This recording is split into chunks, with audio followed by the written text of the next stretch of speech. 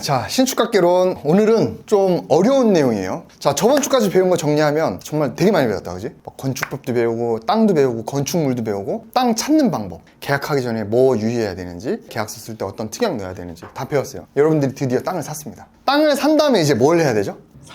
설계를 해야지. 왜 우리 그 영화 같은 거 보면 카지노나 뭐 도박 약간 그런 영화들 보면 한 사람을 인생 망가뜨리기 위해서 미리 판을 짠 다음에 도박에 빠지게 해서 해가지고 뭐 빨래질 당한다 그러지. 그거를 미리 설계한다 그러지. 이건 뭐야? 결국에 내가 사업적으로 건물을 잘 지어가지고 수익을 내기 위해서 미리 설계하는 거다. 건축을 설계하는 거다. 설계는 자 보면은 내가 땅을 샀는데 여기다가 건물을 어떻게 지을지 그 미리 그림을 그리는 거야. 도면에다가. 그래서 1층은 어떻게 할 거고 2층은 어떻게 할 거고. 자, 그러면 도면을 그리는 거는 저번에 배웠던 거를 한 번 더 복습하면서 이제 들어볼게요. 그러면 이제 건축사가 그 도면을 그림을 그렸잖아. 그림을 그린 걸 가지고 이제 구청에 가서 내가 요 땅에다가 요렇게 건물 지으려고 그림 그려왔으니까 건물 지을 수 있게 허락 좀 해줘. 그거를 이제 건축 허가라 그래. 건축 허가 좀 해주세요라고 하면은 구청에서는 딱 검토를 한 다음에 이제 허락을 해줘요. 자, 근데 건축사가 그림을 그렸어. 자, 1층에는 필로티 주차 6대 될 수 있게 요렇게. 그다음에 2층은 상가 공부방 할 수 있게,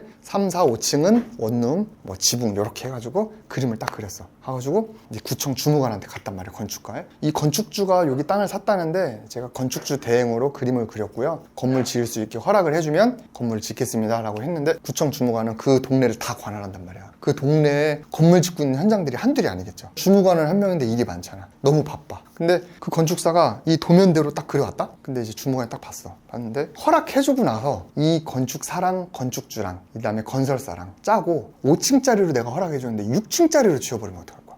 몰래. 아니면 내가 원룸이 층당 3개씩 있어가지고 요건 적정하네 했는데 몰래 막 더 크게 지어서 4개를 만들어버려. 그럼 돼, 안 돼? 안 돼요. 안 되지. 근데 그 주무관이 막 행정 업무 하기도 바쁜데 가가지고 다 일일이 볼 수 있어, 없어? 없어요. 없지. 그러니까 어떻게 해요? 너 요거 잘 짓는지 안 짓는지 내가 시간이 없으니까 그 옆 동네에 가가지고 다른 건축사를 불러. 너도 건축사지? 건축사라는 건 자격증이 있는 거예요. 이런 설계를 하고 구청에 가서 허락을 받을 수 있는 그 의사처럼 자격증이 있는 다른 건축사를 불러요. 불러서 요 애가 요렇게 A대로 도면을 그려왔어. 이대로 짓겠다고 하는데 너가 가서 이 도면대로 실제로 짓는지 가서 체크를 해. 그리고 네가 나한테 보고해. 그래서 네가 오케이를 해주면 내가 이거 다 할게. 근데 나중에 이거 문제 있다? 그러면 너 나중에 면허 이거 될 줄 알아? 그거를 여러분들 감리라고 합니다. 감리. 그러면 건물 짓는 거 보통 짧게는 6개월에서 1년 걸리거든. 이제 매주 가건지 아니면 보고를 받고 이 사람은 구청에 보고를 하고, 그 이제 감리가 역할을 해. 그래서 이제 다 지었어. 그러면 이제 감리가 다 짓고 나서 6개월 뒤, 8개월 뒤에 이제 감리가 와.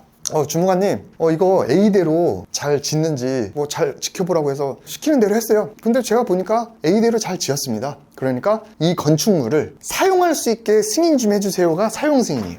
이거를 준공 신청이라고 그래. 그래서 건물 다 지었으면 이 건물을 사용할 수 있게 승인 좀 해주세요를 감리가 이제 요청을 해. 자, 근데 주무관 입장에서 이 감리가 건축주랑 이제 건축 설계한 건축사랑 해가지고 6개월 동안 이제 정이 들었을 거 아니야. 그러니까 이제 주무관은 이 감리를 믿어 못 믿어? 못 믿어요. 못 믿는 거야.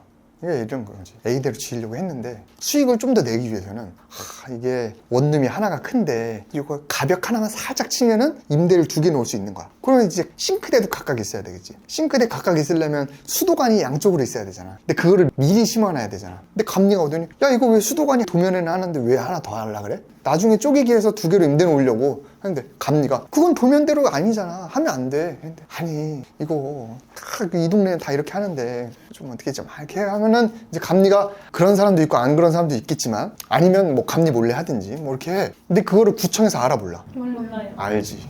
어떡해요? 구청에서는 이 감리 눈빛만 봐도 안 가. 그러니까 이 건축사가 A 도면대로 짓겠다고 나한테 허락 받아갔어. 감리가 공사하는 동안 감시도 잘했어. 근데도 못 믿어. 그러니까 어떻게 해요? 사용승인 신청을 하면 또 건축사를 불러요. 제3의 건축사를 불러서 얘가 허락받아갖고 얘가 지켜봤다는데 네가 최종적으로 마지막으로 한 번 더 가봐. 도면대로 지었는지. 그걸 이제 특검이라고 해요. 그러면 이제 특검이 왔다 가서 이건 도면대로 잘했어요 라고 사인을 해줘야 건축물 대장이 나옵니다. 이게 설계의 전반적인 프로세스예요. 자, 여기서 하나만 더 설명을 하면 건축사가 설계를 하죠. 건축사가 설계를 하는 거는 이 건물을 설계하는 거고, 여러분들 건물을 지을 때 뭐가 들어가죠? 전기, 그렇지. 수도관, 수도관, 또 네. 가스. 그 다음에 여러분 그 집에서 TV 봐요, 안 봐요? 통신? 통신, 그렇지. 그 다음에 불 나면은 뭐가 터지죠? 화재, 화재. 그거를 뭐라 그래? 소방. 소방. 그러니까 건물을 지을 때는 그런 뼈대, 계단, 엘리베이터 이런 이제 그냥 건축적인 것도 있지만 그 건축적인 거를 다 보장하는 여러 가지 요소들이 있어요. 구조, 설비. 이 설비라는 게 뭐냐면 아까 얘기했던 뭐 수도라든가 그다음에 하수도. 화장실에서 변 보면 내려가는 것도 우리가 볼 땐 변기에서 없어지는 것 같지만 그게 건물 어딘가 내부 타고 정화조로 가는 걸 거 아니야. 그러니까 주먹구구로 그냥 연결하는 게 아니고 다 설계도가 있어야 될 거 아니야. 그거를 설계하는 게 이제 설비 도면. 전기. 불 켜면 이게 전기 나오잖아. 이 전기가 어디서 와요? 이 옆에 있는 전봇대에서 온 거야. 전봇대에서 이 건물로 전기선이 오면 이 건물 내부로 어떻게 다 뿌려가지고 콘센트를 연결하는지를 진짜 사람은 대단해. 거의 대단하지. 종합예술 아니에요? 맞아. 건축은? 그 통신도 통신 단자함 건물에 있는 거 보셨죠? 그게 해가지고 각 호실별로 했을 때 그럼 이제 KT 기사가 와가지고 셋탑박스 설치해주고 이런 것도 다 설계를 합니다. 이런 거를 여러분 외주 도면이라고 해요. 그래서 건축사가 큰 골격 메인 도면을 딱 하면은 거기에 따른 부수적인 이런 것들을 도면에 맞게 다 받아와서 이걸 패키징으로 해서 이제 이렇게 딱 설계를 구청에다 낸다. 그렇게 보시면 돼요. 자, 여러분 설계를 누가 하죠? 건축사. 건축사가 합니다. 건축사가 하는데 건축사를 누구한테 맡겨야 돼? 그 골지랑 돈이는 소송을 해보거나 법적으로 막 다툼을 해본 적이 있어요? 아니요. 아직 없죠. 네. 저는 이제 사업을 하다 보니까 이제 그런 경우가 좀 있는데, 자 예를 들면 좀 이해하기 쉽게 여러분 한문철 TV 보세요? 네. 한문철 TV 재밌죠? 네. 자 한문철이 직업이 뭐죠? 변호사. 변호사입니다. 근데 시골지가 그러면 안 되겠지만 남편이랑 싸웠어. 아, 나 이 친구랑 못 살겠어 하면은 변호사를 선임해야겠죠. 무슨 변호사죠? 이혼 변호사예요. 이혼 전문 변호사. 근데 내가 남편이랑 못 살겠어요 하고서는 상담 받으러 갈 때 한문철한테 갑니까? 안 가죠. 근데 한문철도 변호사고 그 이혼 전문 변호사도 변호사야. 그 변호사 자격증 딸 때 시험 본 문제 똑같았단 말이야. 근데 왜 한문철한테 안 가죠? 경력이 다르니까. 경력이 다르니까. 건축사도 경력이 달라요. 또 다른 예를 들어볼까? 돈이가 황금돼지 수업을 듣고 땅을 사고 싶어요 했는데 우리 엘스나 뭐 트리지움이나 반포의 아파트 단지에 가면 그 아파트 단지에 있는 그 부동산 엄청 많지. 거기에 가면 땅 찾으면 해줘 안 해줘? 안 해줘. 안 해줘요. 잘 몰라. 거기는 아파트나 아파트 상가만 많이 하니까. 그런 것처럼 변호사든 건축사든 중개사든 다 자기 분야가 있어. 여러분 강남의 대형 중개법인 아시죠? 뭐가 있죠? 원빌딩, 빌사남 들어봤나요? 뭐 알파카, 빌딩 지정쌤, 그 다음에 뭐 빌딩온, 또 언급 안 해준다면 삐진다. 그런 분들은 강남에 이런 건물들을 또 주로 하잖아. 특징이 있다고. 그래서 우리가 건축사를 찾아갈 때는 내가 뭘 지을 건지에 맞춰서 가는 거야. 내가 예를 들면 이런 원룸을 지을 거다, 아니면 다세대를 지어서 분양할 거다, 아니면 꼬마 빌딩을 지어서 임대를 놓을 거다, 통매각을 할 거다에 따라서 거기에 맞는 건축사를 찾아가는 게 중요하다. 자, 설계를 하려면 일단 여러분 측량이라는 걸 해야 돼. 측량이 뭐죠? 치수 재는 거. 치수 재는 거. 측량이라는 거는 여러분들이 땅을 샀어. 전 시간에 배웠던 지적도상의 땅이 있잖아. 실제로 갔을 때 그 지적도만큼 땅 크기가 나오는지를 그거를 확인하는 거예요. 그래서 실제로 내가 요 건물을 샀어. 노후주택이죠. 측량을 하면은 그 경계점 있죠. 그 토지의 경계점이 어딘지를 한국국토정보공사 LX라는 공기업에서 나와서 이런 뭐 GPS나 아니면 뭐 이렇게 여러 가지 지작물이나 뭐 이런 거를 다 종합적으로 막 해. 여러분들 측량하는 거 보셨어요? 가끔 가다 보면은 막 이렇게 뭐 삼각대 같은 거 세워놓고 이런 게 있어. 수평 뭐 맞추고. 그치, 뭐 수평 맞추고 해서 그걸 딱 찍어줘. 그래서 이거는 공기업에서 하는 거야. 왜냐면 강남에 땅이 한 평당 얼마죠? 10억. 한 평. 1억. 강남 가면 땅이 한 평당 막 1억씩 하잖아. 근데 내가 여기 땅을 샀어. 근데 옆에도 건물주 땅 주인이 있겠지. 근데 그 옆집 땅이랑 내 땅이랑 경계를 딱 지정을 해주는 게 이 측량이잖아. 근데 이거를 민간 기업에서 해. 내가 1평 더 먹을 수 있게 하는 순간 재산이 1억이 늘어나는 거야. 진짜. 그러면 내가 1,000만 원 줄 테니까 이렇게 해줘 할 수도 있잖아. 그래서 공기업에서 하는 거야. 그래서 이거 측량을 할 때는 오른쪽 땅, 왼쪽 땅, 뒷집 주인 다 나와가지고 이 측량하는 걸 다 같이 해야 근데 봐야지. 진짜 그래야겠다. 꼭지점이 4개가 나오겠죠. 땅이 삼각형이면 딱 찍힌 걸 토대로 그 땅이 딱 나와줘야 거기에 맞게 이제 설계를 시작하는 거야. 측량은 그러면 부동산 계약할 때 저기서 알아서 나와서 해주는 거예요? 아니요, 이거는 우리가 지적공사에 신청을 해야 돼요. 아. 측량을 했는데 옆집에 있는 담벼락이 내 땅을 먹고 있거나 우리 노후 건물이 옆집을 넘어가고 있거나 이제 그런 경우가 있을 수 있지. 그래서 제일 좋은 거는 측량을 한 다음에 그 다음에 계약금을 쏘는 게 좋은데 현실적으로는 어렵죠. 그래서 보통 계약금을 쏘고 측량을 하고, 그래서 조금 예민한 분들은 내가 50평을 땅을 샀는데 측량을 했을 때 그 오차가 뭐 5% 이상 차이 난다, 뭐 내 땅이 많이 뺏긴다거나 하면은 이 계약은 없는 걸로 한다라는 특약을 넣기도 해요. 특히 이제 용산, 종로 이런 구도심 같은 경우에는 그런 경우가 있는데 신도시는 그런 경우는 잘 없죠. 그 다음에 여러분들 아까 우리가 땅 사기 전에 계획 설계 해야 된다 그랬잖아요. 계획 설계보다 더 가벼운 게 규모 검토예요. 규모 검토는 이 땅에다가 건물을 지었을 때 우리 용적률 배웠죠. 이종은 용적률이 몇 프로지? 200. 그 땅이 만약에 100평이면 200평만큼 쌓는다. 그렇게 했을 때 일조권 맞는 범위 내에서 다 올릴 수 있느냐. 그럼 총 연면적이 대략 얼마 정도 된다. 이런 규모 정도만 검토하는 거야. 대략. 이 규모에 맞게 계단실은 어디로 놓고 주차장은 어디로 빼고 어느 정도 계획을 좀 가지고 설계하는 걸 계획 설계라고 하죠. 보통 이 정도까지는 하고 땅을 사야 돼. 그 다음에 여러분들 이 도면을 그리죠. 그래서 여러분들 이 계획 설계를 한 다음에 저는 요 안대로 하고 싶어요 하면은 이제 건축사가 요 안을 토대로 해서 디벨롭을 하죠. 해가지고 더 정확하게 이렇게 도면을 그려요. 도면을 그린 걸 가지고 우리가 구청에다가 허가를 받지. 그러면 구청에서는 요걸 보고 오케이 지어 라고 이제 딱 허가가 나잖아요. 그러면 이 도면을 가지고 우리가 어디를 가죠? 건설사한테 가죠.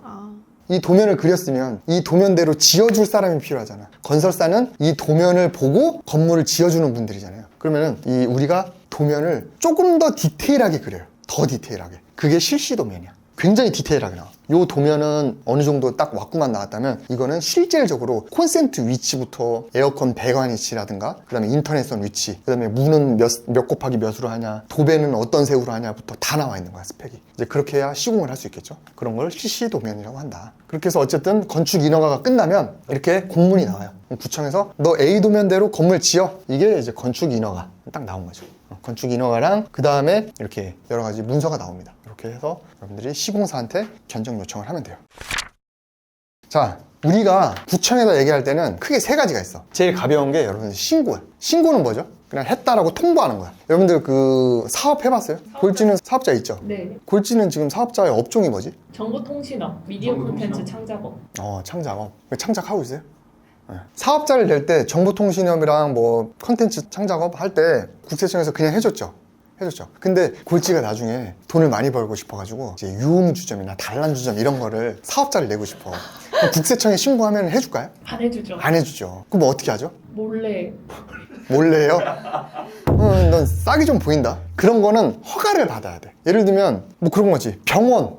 내가 침을 넣고 싶어. 유튜브 보고 배웠어. 그러면은 이제 국세청에다가 저 침수를 해가지고 한의원을 차리고 싶어요 하면 국세청에서 해라고 해줘요? 안 해줘요. 안 해줘요. 어떻게 하죠? 증명을 해야 돼. 의사 면허증도 있는지 뭐 그런 식으로. 그래서 신고가 있고 허가가 있어. 신고는 그냥 하면 되고 허가는 나라에서 허가를 해줘야 돼. 이게 차이점이 있어. 우리가 이제 그 건물을 지을 때 단계별로 신고하는 게 있고 허가받는 게 있어요. 자, 건물을 짓는 거. 나 여기다 그냥 시그니엘 지을게 신고하면 돼, 안 돼? 이거는 허락을 받아야 돼. 그게 이제 건축 허가야. 허가보다 또 더 센 게 이제 심의예요, 심의. 심의는 뭐냐면 구청에서 허락을 해주는 건데 구청 스스로 판단이 안 되는 거야.